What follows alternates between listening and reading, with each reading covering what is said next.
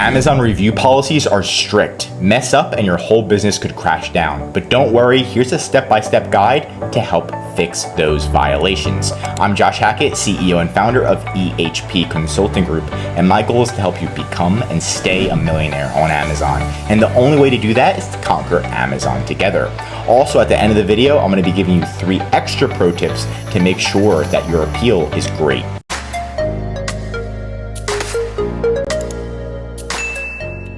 So what is review manipulation? So pretty much what happens is you get this little notification, you get an email performance notification, or it's on your account health. Right now I'm going to show you it's on your account health where it says customer product reviews policy violations. It's going to say 1, it's going to have a little red mark, and that is no good. Amazon hates you for this because the FTC has sued Amazon multiple times for review violations. So they're going to want to kick you off after this most of the time. If it's your first offense, it's usually not that big of a deal, but just make sure it doesn't happen again. Even delete those listings if you can. And now what's going to happen too is they might send a performance notification. So check your emails. This is actually performance notification. And it says we have determined that your account is related to accounts that have written Amazon customer reviews for products that you have a financial interest in. This may include products, right? So pretty much if it continues, it may result in account deactivation. So this is just like a warning letter.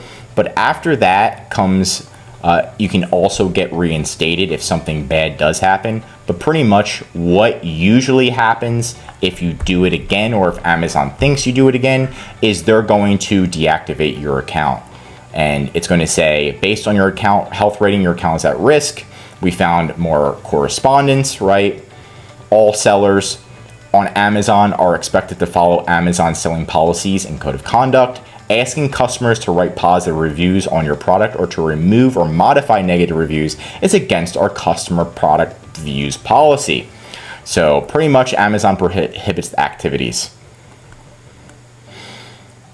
And then we received your submission but do not have, so pretty much you're going to have to review it. And what Amazon's most likely going to ask for are around these things. It might change a little bit, but it's going to be mainly the same stuff. Contact information such as name, email address, and website of any third parties you have engaged to obtain, prohibit reviews, or manipulate reviews. Identifying information for any customer accounts that you or a third party used to post the prohibited reviews. List of any prohibited reviews you obtained. Documentation such as emails or receipts from the third party confirming that you actually use their service. A detailed plan that explains how you prevent this in the future. And examples of prohibited IDs sent using the buyer message platform. So a lot of stuff here. Terrible notification, right? We did get this reinstated. Here's an example of if you did get taken down, it is possible to get back up. Thank you for your submission. We reviewed your information provided to us and removed the policy warning from your account. So it definitely is possible to get this resolved. It's just a pain. Now, step number 1, before we even start writing the appeal or getting this resolved, is you need to figure out what you did. What did Amazon think that you did, or what did you do? You need to figure that out. If you don't know what Amazon thinks that you did, you need to call an account health specialist. So you're just going to go to your account health page, and then there should be a call me now button. If there's not a call me now button, you need to go to your settings and you need to upgrade to professional seller, and then it should be here, or there should be like a link, click here or click. There should be a way to contact and call Amazon, even if you are suspended, as long as you're a professional seller.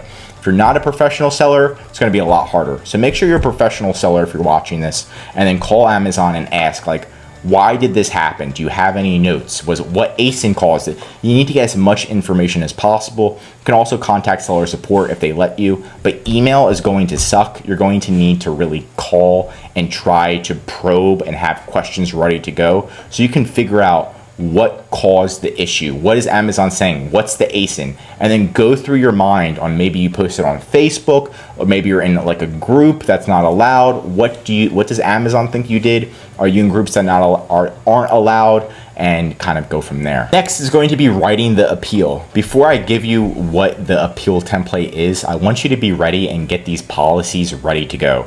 So you're gonna need policies, and you're gonna wanna mention these in your appeal. Amazon loves it when you mention their policies and actually put the links of their policies in the appeal.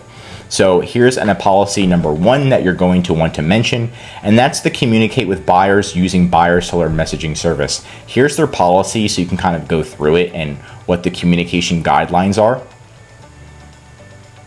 for, and then kind of go through, say, oh, I read the communication guidelines, right? And this is what it said. Also, we have the customer product review policies guidelines. So you're going to go through there on what's allowed and what's not allowed. Maybe you weren't fully aware of it. Maybe you didn't read the policy. This is something else as well as understanding Amazon policies on customer product reviews. So this is a whole template on different reviews, and this is actually by Amazon again, how to ensure compliance, and really going through. This actually has extra links that you could possibly use in your appeal. Right? You want to have like 3 to 6 links in your appeal. That's going to help it and show Amazon that you actually went through your appeal. Even screenshotting certain things and being like, oh, I didn't see this policy, now I understand, or something, right? If it's your first offense, you can usually get it reinstated even if Amazon deactivates your entire account. If it is your first offense doing this, it's time to go in and really be confident and be positive about this. If you were already deactivated for this once and it's your second time, it's going to be much harder. It's still possible, it's just harder. What to do is you want to answer all of the questions Amazon asks. So again, if Amazon asks all of these, you're going to need to address every single one of these questions. Number 2 is you want to make it short, concise, and utilize the word I. Don't be like, oh, we did this, or I did this, I messed up. So saying I usually helps a lot. And then of course, making it short and concise, right? So removing any fluff keywords. Provide attachments. I already told you to provide screenshots. So you're going to have screenshots of different things, mentioning that when you're responding to these questions, you're going to have screenshots of those, of what evidence you have. And then providing links. Again, I already mentioned these. A lot of people don't do this and provide links, actual links. So provide links of that. Things to think about as well. So this one is actually directly from Amazon. Amazon gave this information on, okay, you should be adding this to your appeal. And how can you show that the customer product reviews policy has not been violated? Some items to consider for the dispute would be as follows. What contact have you had with buyers regarding review content? How have you contacted these buyers? Please be aware the only permissible way to contact your customers would be through the buyer-seller messages. What is your shipping process, specifically regarding any kind of inserts in the packaging? Have you also offered any incentives regarding this ASIN?